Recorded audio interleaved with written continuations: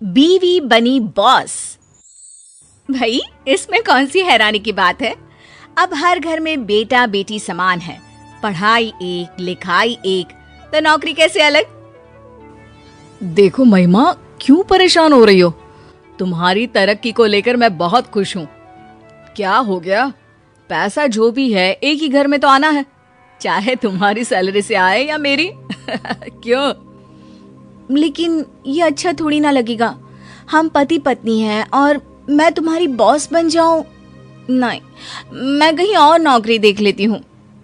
नीरज महिमा को समझाता है। देखो, आज के जमाने में इस तरह की बातें अच्छी नहीं लगती। हो सकता है कंपनी को मुझसे ज्यादा काबिलियत तुम्हें दिखी, तो बुरा क्या है? आखिर हो तो तुम भी मेरी ही पसंद ना। फिर क्या, महिमा मान जाती है और जॉब नहीं छोड़ती। लेकिन क्या जैसा दिख रहा है वैसा होता भी है? आइए देखिए। मुझे ऐसा लगता है कि कंपनी का ये गलत फैसला है, इससे कंपनी को नुकसान होगा। हाँ, मुझे भी नीरज की बात सही लग रही है सर। हम लोगों को ये कदम नहीं उठाना चाहिए, नहीं तो कंपनी को भारी नुकसान होगा। ठीक है, तो मैं इस पेपर पर साइन नहीं करता हूँ। रुकिए सर, ये तो सरासर गलत है कि आप डर के मारे किसी नए काम में हाथ ही ना डालें। वैसे भी सर, अगर हम इस कंपनी के साथ जाते हैं तो खोने के लिए हमारी कंपनी के पास कुछ भी नहीं है, लेकिन पाने के लिए क्या है ये शायद नीरज जी नहीं जानते। हाँ, बिल्कुल सही कहा महिमा। मुझे गर्व है महिमा पर, उसके डिसीजंस हमेशा शानदार होते हैं। तभी तो बेटा मैंने आपको आपके डिपार्टमेंट का हेड बनाया है। नीरज और राकेश, सीखना चाहिए तुम्हें महिमा से कुछ। बॉस उठकर चले जाते हैं। आप दोनों मिलकर कंपनी की डीलिंग पेपर तैयार कर लीजिए और सर से साइन करवाने से पहले मुझसे चेक करवा लीजिएगा, ठीक है?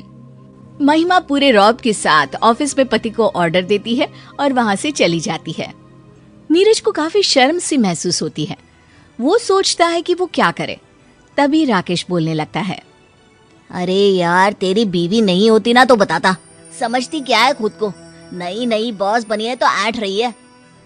हाँ, पता नहीं क्या हो गया। कल रात तक तो बोल रही थी कि तुम्हारी बॉस बनने से अच्छा है कि नौकरी छोड़ दूं, और आज? दोनों बात कर रहे थे कि चपरासी आ जाता है। भाई मुश्किल है, बीवी को बॉस देखना। अरे औरत तो रात को घर में खाना बनाकर पति का इंतजार करती ही अच्छी लगती है। फिर क्या, घर पर भी गुलामी और ऑफिस में भी। राकेश और चपरासी तो चले जाते हैं। खड़ा रह जाता है तो नीरज। बात तो सच है, ये क्या बात हुई? आज ही महिमा से बात करनी होगी। शाम को दोनों घर जाते हैं। घर पर उन्हें दिखते हैं महिमा के माता पिता। अरे मम्मी पापा, आप दोनों कैसे आना हुआ? अरे हमने कहा बेटी और दामाद के घर जाकर रह ले थोड़ा। अब कोई ये तो कहने वाला नहीं होगा ना कि दामाद का खा रहे हैं। अरे हम तो शान से बोल सकते हैं कि हमारा दामाद भी हमारी बेटी का। गरिमा माँ को बीच में ही रोक देती है। माँ, मैं भले ही नीरज की सीनियर हूँ, लेकिन फैसला कंपनी में और घर में दोनों जगह ही नीरज का ही चलता है। नीरज महिमा की तरफ हैरानी से देखता है। उसे दिन की वो बात याद आती है, लेकिन क्या करे, सास ससुर जो सामने खड़े थे। अगली सुबह। अरे दामाद जी, जरा आप भी हाथ पांव चला लिया करो। बच्ची है, सुबह से लगी है, काम तो आपसे ज्यादा ही करती है, कमाती भी अच्छा है ना। माँ, मुझे काम करना नहीं आता और महिमा मुझे काम करने भी नहीं देती। भाई महिमा की माँ, सीखो महिमा से। पति कम कमाता है फिर भी काम करना नहीं देती। एक तुम हो, सारा दिन घर पर पड़ी रहती हो, लेकिन फिर भी मैं घर का सारा काम करता हूँ। दोनों मियाँ बीवी ऑफिस पहुंच जाते हैं। थोड़ी देर काम करने के बाद नीरज को महिमा कैबिन में बुलाती है। कैबिन में कोई नहीं होता। यस माय डार्लिंग, क्या बात है? मन नहीं लग रहा है क्या पति के बिना? महिमा को गुस्सा आ जाता है। वो एक फाइल उठाकर नीरज के सामने टेबल पर फेंक देती है। क्या है नीरज, हर वक्त मजाक अच्छा नहीं लगता। मैंने कल कहा था ना कि फाइल चेक करवा लेना। अब बताओ कौन लेगा जिम्मेदारी? अरे कैसी बात कर रही हो? फाइल तो मैंने खुद तैयार की थी और मेरी फाइल तुम देखो। देखो ये सही नहीं है, फाइल में कमी हो ही नहीं सकती। अच्छा, तो फिर गलती कैसे हो गई? माना मैं तुम्हारी वाइफ हूँ घर पर, लेकिन यहाँ नहीं। यहाँ हम काम करने आते हैं और हमारा मकसद सिर्फ कंपनी का फायदा है, समझे? अरे तो मैंने कब कंपनी का नुकसान कर दिया? मैं सिर्फ ये बोल रहा हूँ कि फाइल मैंने बनाई थी और मैंने। महिमा को लगता है कि नीरज के आत्मसम्मान को ठेस लग रही है। वो चुप हो जाती है। दोनों रात में घर आते हैं, जहाँ महिमा की माँ उसे चाय और पानी देती है। नीरज, ये लो चाय। तुम्हारी कहाँ है? वो उसी की है जो तुम्हारे हाथ में है। तुम्हारे लिए तो मैंने बनाई नहीं है, नहीं चाय। क्यों माँ, नीरज के लिए क्यों चाय नहीं है? अरे बेटा, दूध कम था, 1 कप लायक ही दूध था, तो क्या करती बोलो? तो आपको वो कप नीरज को देना चाहिए था माँ। अरे कैसी बात कर रही है बेटी, सारा दिन कड़ी मेहनत तू करती है, ज्यादा पैसा तू लाती है।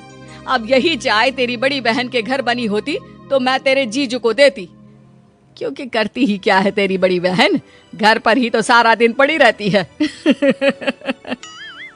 नीरज महिमा की तरफ देखता है और महिमा माँ से कहती है, फिर तो माँ, मेरे घर पर चाय का हक सिर्फ नीरज का ही है। अरे वो कैसे? कमाती तू ज्यादा है, ओहदा तेरा बड़ा है, फिर क्यों?